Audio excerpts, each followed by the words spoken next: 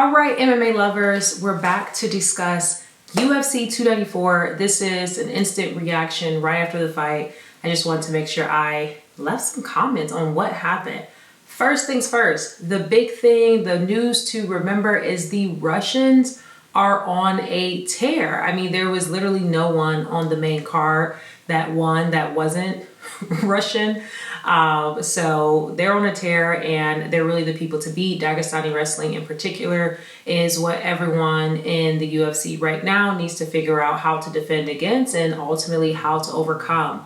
So let's get into the actual fight. So starting from the beginning, you had Ikram versus Worley. I'm maybe mispronouncing that, but that was a fight that you sort of blinked and it was over. When I first started watching the fight, I felt like Worley, seemed a bit hesitant, maybe seemed a little outmatched, or maybe not as confident as he should be. Ikram basically came in with a combo and it was a KO, literally round one at 2 minutes and 7 seconds, and it was over. So hopefully we see them both back fighting soon. Hopefully Worley's okay, but Ikram definitely, is on a tear. Moving on. This one was interesting. So it was Johnny Walker versus Magomed, and it ended in a no contest.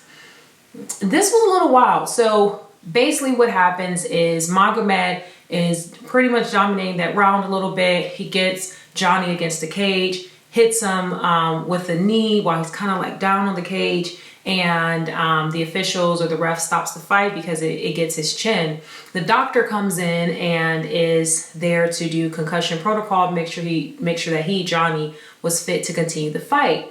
But after a lot of confusion, the doctor basically says that Johnny isn't able to continue. It seems that there may have been a language barrier. Of course, the doctor asks Johnny, where are you? What country are you in? Something like that.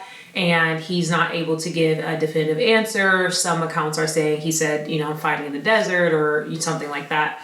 But whatever he responded to, there seemed to be some confusion from him. And the doctor ultimately said that he wasn't fit to continue. Johnny didn't seem to potentially understand this. Even the ref actually asked, are you saying he's not fit to continue? The doctor said yes. So maybe there was some confusion there. But Johnny goes and at some point pushes the ref. People are flying into the cage.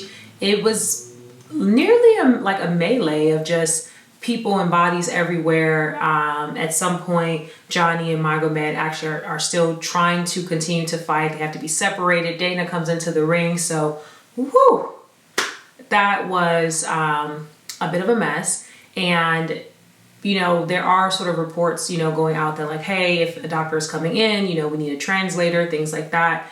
I will say, to me, it did seem that there could have been some confusion on Johnny's side. So I do think in the way of trying to be better safe than sorry, I can understand why, the fight was called to an end, but not what people were expecting from this fight. A lot of us thought that this would be the fight of the night with them coming together.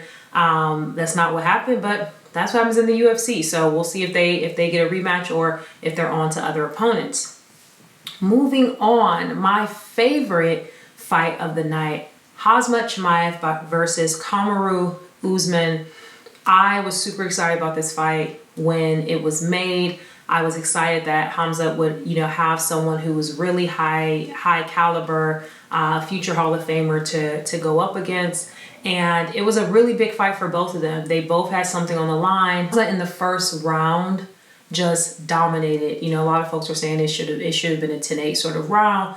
I'm not sure I would say 10-8 in the sense that, of course, Khamzat controlled the fight the entire time, but I wasn't seeing significant damage.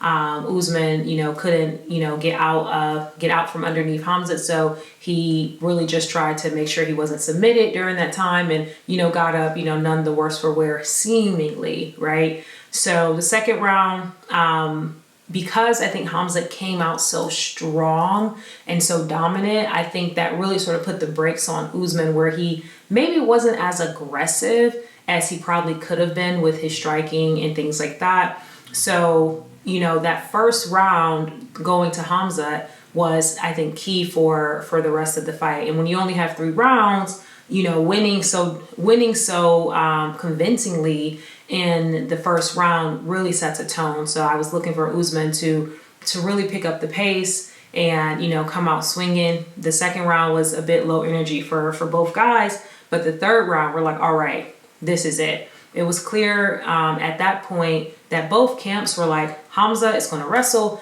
and Usman is going to be doing striking. And that's largely what happened. Hamza is going for takedowns, Usman is striking, things like that. We did see some takedown defense from Usman, but Hamza just kept coming.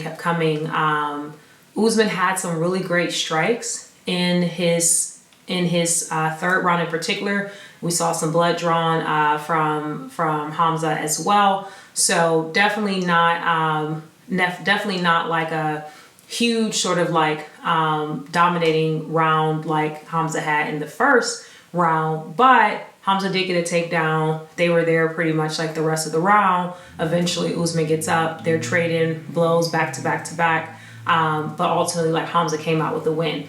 This is a fight where I really would be interested in seeing more rounds, just having more time to see them fight it out. 3 rounds, I was left wanting more time for them. It was obvious that both guys could have kept going, but Hamza did win convincingly. He has really cemented himself as someone who is going to be, dominant in this division for a long time. And, now we know what's up next. It's Sean. My takeaway from Usman, though, was that he still has gas left in the tank. I think for someone who wasn't preparing for this, to take on, a guy that many people wouldn't even pick up the phone to fight, showed a lot of gumption on his part, but also just showed that, to me, he has a lot of gas left in the tank. The last fight, the championship round with Islam versus Volkanovski, the one that everyone wanted to see. Supposedly this was the most requested rematch, and it ended in a fashion of Islam dominating and getting a submission, getting a knockout for Volkanovski that no one was expecting. It literally happened faster than you could blink. And I think I said this in the previous video, that Islam could be a winner or a loser, no matter how this fight went. And in order to be a winner, he would have to win convincingly, especially because there were so many questions sort of swirling and damage that he took in the first fight with Volk. So especially with Volk coming in with very little time to train and prepare, he would need to win convincingly, because if not, it's like, well, you got to win, but it's another knock on you because you've had all this time to prepare. And this guy's just really coming into the ring with you. So I think Islam made a statement to the world that, like, I am that guy and you all need to put some respect on my name. And I think he did that well and did it convincingly. And I think I'm looking forward to seeing who he fights next. He was a bit coy and sort of calling out an opponent. Maybe he wants to keep his options open, but I'm looking forward to seeing what he does there. On Volk's side, I think what I was reminded of is that Volk and his team have really figured a way to stop the takedown from Islam. So we saw early in that first round that Islam went for the takedown. Volk said, no.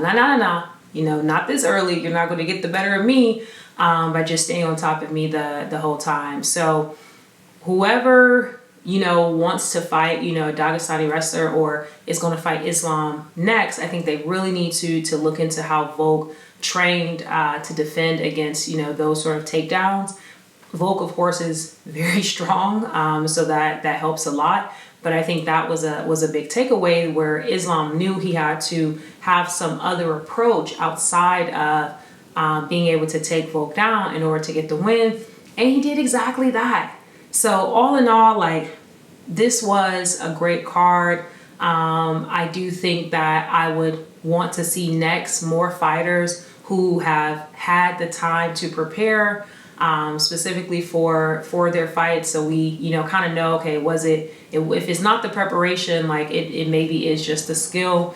And now I think the door is wide open. Everyone that won did so really convincingly. And so we don't really need to see, you know, another round of these fights, which just means that a whole nother slate of fights is available. And I'm excited to see what comes next. If you enjoyed some of this conversation, feel free to subscribe.